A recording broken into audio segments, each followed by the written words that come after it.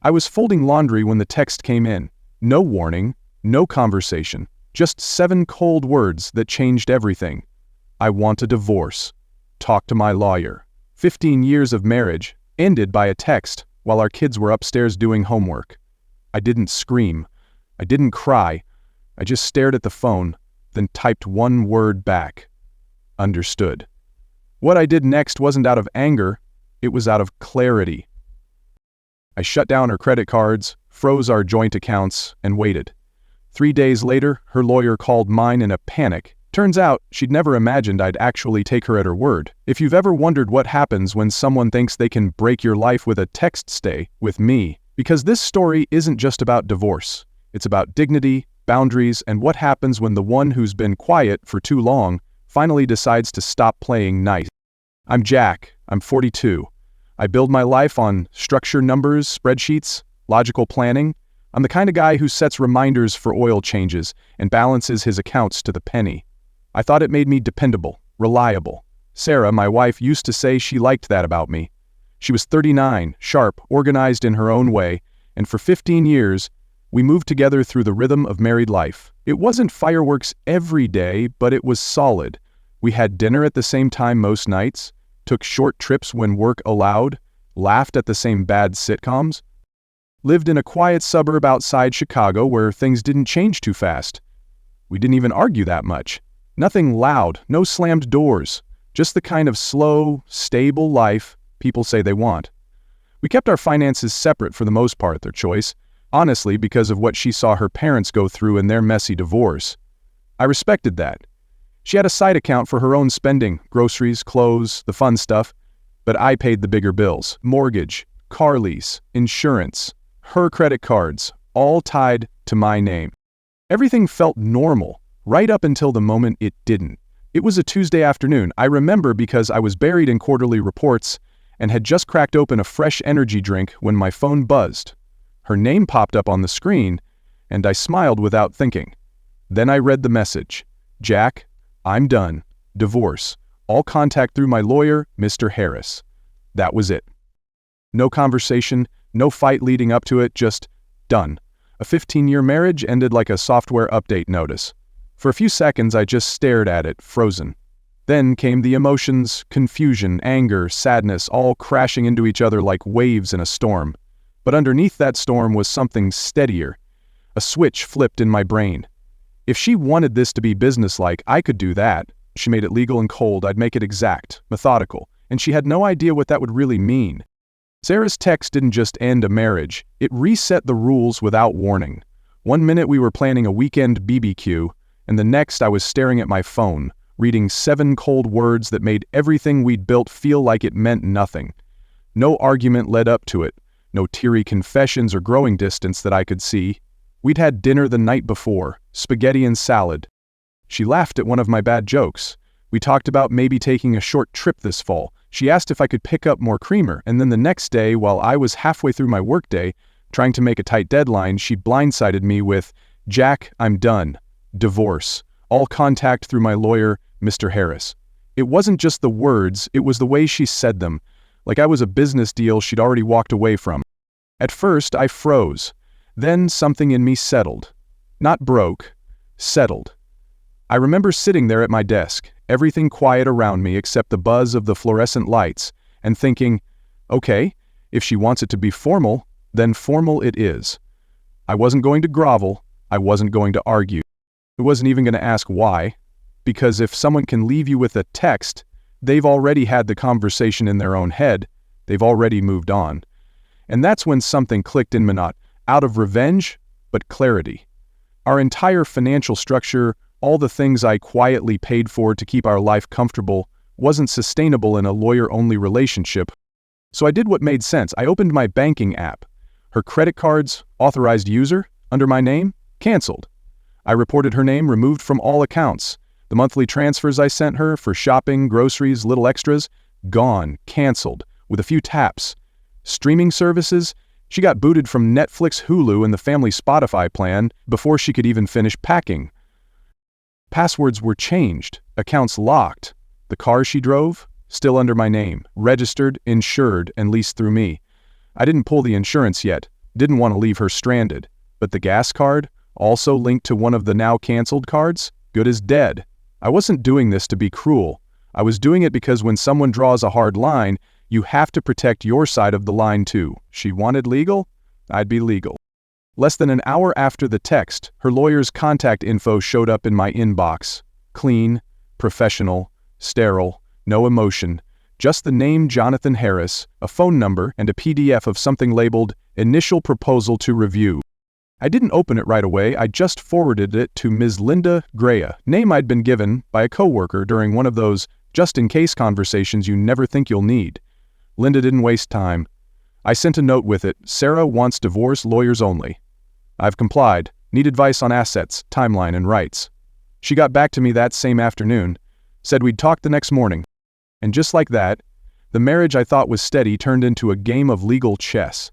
That night, I drove home to an empty house. Her car wasn't in the driveway. Her stuffed clothes, makeup, favorite mug was gone. Even her shoes from the hallway mat had disappeared, like she'd been planning this in quiet, methodical steps. I walked through the rooms, not really feeling anything, just scanning. The house looked like a place someone had left, not lived in. The weird part? I slept okay that night. I expected to be angry or devastated, but instead I felt something else, a relief. Maybe that sounds cold, but after the initial shock faded, I realized how far apart we'd grown without even noticing. It had been more about routine than love for a long time. But still, the way she did it, that text burned in a place I didn't know existed. The silence afterward was the loudest part. No follow-up, no apology, no "can we talk," just gone. Her lawyer did all the talking now. Meanwhile, I was left rewriting everything I thought I knew about my marriage. What else had she been planning behind my back? What else was I blind to? I couldn't stop thinking about how normal things had felt the night before. Was that all pretend? Or had she just made up her mind while stirring the spaghetti sauce and decided to keep it quiet until it was safe to leave? Either way, the damage was done. And now, with lawyers involved, I knew this wasn't going to be a peaceful goodbye. This was war, dressed in paperwork. 3 days later, on a quiet Friday afternoon, my phone rang. Unknown number. I didn't need to guess. It was her lawyer. "This is Mr. Harris, representing Sarah Thompson," a sharp-clipped voice said, like he was reading off a business card. "My client's having issues, her cards were declined, funds are gone. This is highly irregular, Mr. Thompson." I kept my voice calm, steady. Sarah texted me Tuesday, said she wanted a divorce, and that all communication was to go through legal counsel. I honored her request. Informal support has ended. All financial matters now go through official channels. There was silence on the line. I could hear him flipping papers, probably scanning her file. "She needs money for housing, for daily necessities," he added. "Where is she staying now?" I asked, not mocking, genuinely curious. "That's not your concern," he snapped. "You cut her off without warning. That's bad faith." I didn't flinch. She ended the marriage through text, set the tone. I'm just respecting her decision. I ended the call shortly after, directing him to my lawyer, Ms. Gray. My heart was pounding, but inside something felt balanced. She wanted cold and clean. I could do cold and clean. That same day, I formally retained Ms. Gray. She was calm, direct, and not one for drama. She looked over everything I'd done and said, "Smart, document everything." She started this, "Now we play by the book." And that's exactly what we did. A week later, Mr. Harris filed for emergency spousal support and exclusive use of the house. Sarah had already moved out, but now she wanted it officially hers plus money for a new place and legal fees. The amount? Beyond ridiculous. It felt like she was trying to keep her old life and start a new one on my dime. Ms. Gray countered with a lean proposal. Basic support tied to documented need, not comfort. She attached Sarah's initial text and pointed out she voluntarily left the home. That's when things started getting messy. It wasn't just legal pressure, it got personal. On a random Wednesday night, I got a call from Lisa, Sarah's best friend. "Jack, what the hell is wrong with you?" she yelled. "Sarah's sleeping on my couch. She can't even buy groceries." I stayed composed. She chose to go through lawyers. "That's what we're doing." Lisa wasn't having it. "You're cruel. She barely works," she shouted. It was true. Sarah's part-time graphic design gigs didn't pay rent, let alone sustain the lifestyle she was used to. "She hired a lawyer before she even spoke to me," I replied. She cut off direct contact, and I respected that, Lisa spat back. She made a mistake. She was emotional. You're punishing her. I said, she set the rules. I'm just following them. Before hanging up, Lisa warned me. She'll take you for everything. I hung up calmly, knowing full well Sarah was trying to play the victim. Then it got sneakier. A bank alert popped up. Someone had tried to empty an old joint savings account with barely $500.00 in it. Forgotten, buried in our digital mess. Sarah must have found the old debit card and made a move. The bank flagged it as suspicious. I immediately froze the account and notified Miss Gray, who actually laughed. Perfect, she said. It shows she's trying to go around her own lawyer. Only boundary. We log this as bad faith. We were weeks away from the emergency hearing. Sarah was still living at Lisa's, probably realizing the legal system wasn't giving her the blank check she thought she'd get. At the hearing, Sarah looked rough, tired, defensive. She didn't meet my eyes. Mr. Harris made a show of how I vindictively left her financially stranded. Ms. Gray was calm and brutal. She laid out Sarah's text, her decision to leave, and all the payments I continued, mortgage, utilities, car insurance. The judge asked Sarah why she didn't talk to me first. I was intimidated, she mumbled. That didn't sit well. The judge ruled a basic, short-term support amount, not what they asked for, no exclusive house uses. She'd left it. Her credibility, especially after the account stunt, was shaky. Ms. Gray called it a win. I agreed. But we both knew it wasn't over. Then came the dirty tricks. An anonymous HR complaint at my job. Someone accused me of using work resources for legal matters, said I was acting unstable. Total lie. I'd kept everything off company systems. My boss backed me up. HR dismissed it. Ms. Gray flagged it as harassment. Days later, Sarah's mom called me in tears. Jack, please, she's struggling. Just give her more. I repeated the same line. All communication is through our lawyers now. She called me cold, said I broke her daughter. Then she hung up. It was non-stop emotional bait, but I held my ground. Mrs. Gray sent a final letter. Sarah had 30 days to take over the car lease or return it. Support would not cover my car payments. I filed for exclusive use of the house and began the sale process. We pushed for full financial discovery. Ms. Gray suspected Sarah was hiding funds. Every text, every call, every attempt to guilt-trip me, I logged it. We were building a case. Then Sarah broke her own rule. She texted me directly. Jack, you can't take the car. How am I supposed to get around? Please stop this. I took a screenshot, sent it to Miss Gray, and replied with 5 words. Lawyers only. Contact Mr. Harris. Then I turned off my phone and exhaled. 6 months of back and forth, of hearings, filings, and emotional games. All of it finally led to the end. The divorce was finalized, but not without scars. Sarah and her lawyer, Mr. Harris, dragged everything out longer than necessary, rejecting fair settlement offers and painting her as the poor, abandoned spouse in every document they filed. It was exhausting. Ms. Gray stayed calm through it all, but even she admitted it was one of the messiest cases she'd seen, where the facts were actually simple. Sarah just didn't want to let go without trying to get more. The car became one of the nastiest battles. Sarah couldn't qualify to take over the lease in her name, but she refused to return it. Harris insisted the car was essential for her daily life, but Ms. Gray countered that the temporary support already covered local transportation ride shares, rentals, bus fare. We gave a hard deadline. When Sarah missed it, I contacted the leasing company directly, explained the situation, and had her removed from the authorization list. They sent a team to retrieve the vehicle. It was towed from Lisa's driveway on a rainy Tuesday morning. Sarah was livid. Lisa and her mom flooded my phone with calls and texts. I didn't respond. I just forwarded everything to Ms. Gray, who logged it as more harassment. The house, thankfully, went more smoothly. I was awarded exclusive use months ago, and with Ms. Gray's help, I listed and sold it quickly. The equity was put into escrow while we worked through final terms. That money became leverage, and that's where things got interesting. Financial discovery forced Sarah to open her records fully. That's when the truth came out. She had a hidden savings account I never knew about. Regular deposits from her parents over several years. Small amounts at first, then larger ones. But more than that, she had shares of stock from a family inheritance that she never disclosed until she had to. It wasn't a fortune, But it wasn't pocket change either. Harris tried to argue that it was all separate property, not subject to division. But Ms. Gray was ready. She showed how Sarah had mixed funds from that account with ours in the early years. There were transfers, payments for vacations, a down payment on our old condo. The judge saw it, all of it, and you could feel the tide turning. This wasn't just about who gets the car or the couch anymore. It was about truth. The final straw came with the anonymous HR complaint.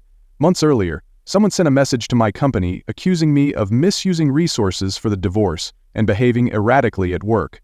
We all knew it came from Sarah's side. No one else had motive. HR dismissed it after a quick check my record was clean, and I'd always kept legal matters off company systems. But during pre-trial conferences, the judge brought it up. Not to punish me, but to comment on the obvious. This kind of timing, he said, reflects poorly on your client's credibility. It was subtle, professional, but devastating. You could see Harris's expression change. The confidence cracked. We didn't make it to trial. Just days before, Sarah caved. Whether it was Harris being honest with her or her realizing the judge was not on her side, she folded. The final agreement was fair, even generous considering everything she tried to pull.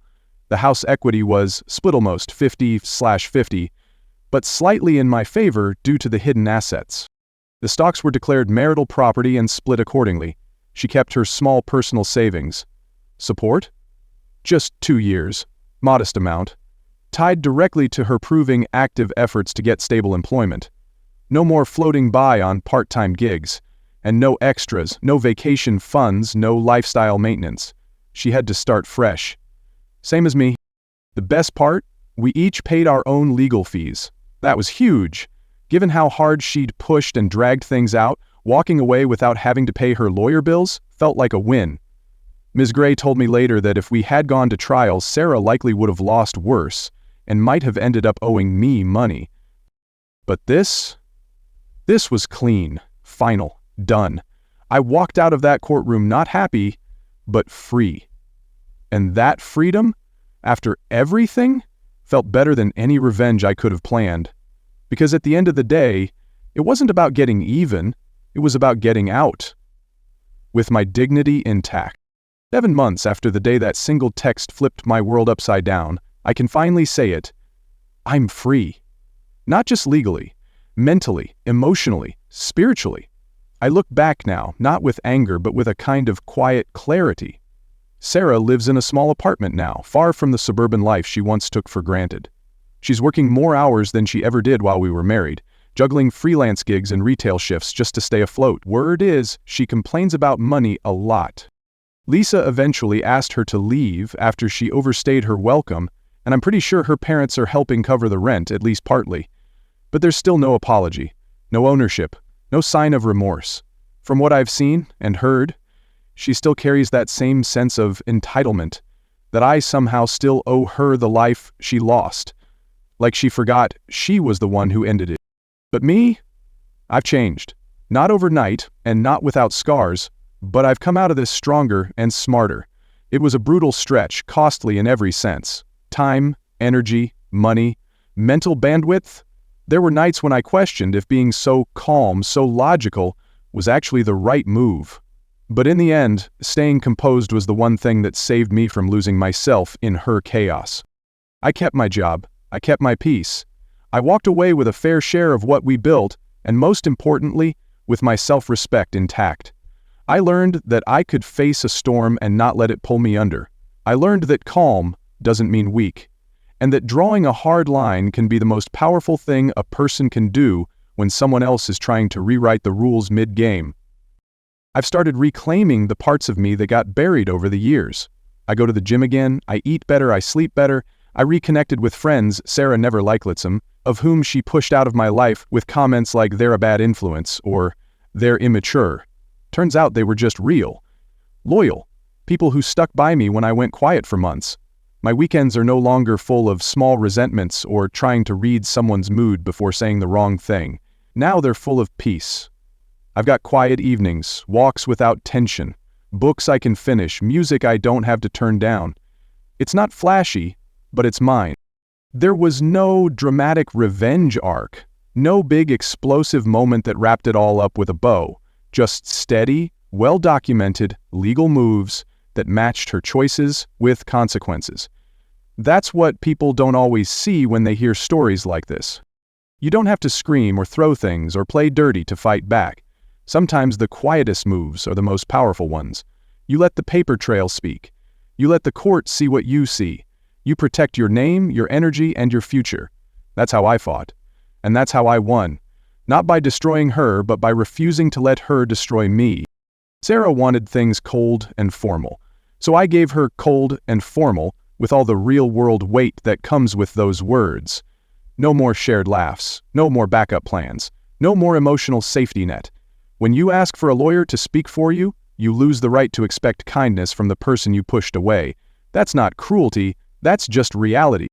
So yeah, I'm free, and if you've stuck with me this far, thank you. Writing this out wasn't just about venting. It helped me see the whole picture, from the moment my phone lit up with that text, to the day the judge signed the final papers. It helped me process.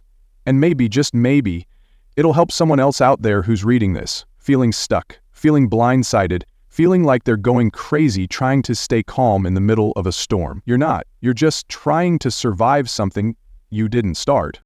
Now it's time to move on. No more court dates, no more late-night phone calls from her mom, no more drama. Just a new chapter, a quiet one. And honestly, that's more than enough for me. If you've ever been blindsided by someone you trusted, or had to hold your ground when everything in you wanted to break, drop a comment below and tell me your story. I read every one, and if this video resonated with you, go ahead and subscribe to the channel so you don't miss the next one. There are more stories like this, real, messy, human, because sometimes the most powerful thing you can do isn't fight fire with fire, it's to stay steady, stay calm, and let the truth do the talking.